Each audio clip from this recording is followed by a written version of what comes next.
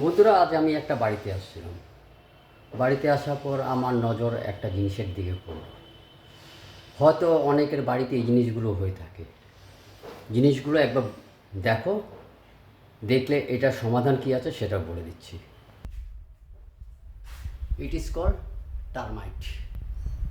এই টার্মাইটের জন্য এর এইভাবে হতে থাকে। দেখো কী অবস্থা হয়ে গেছে।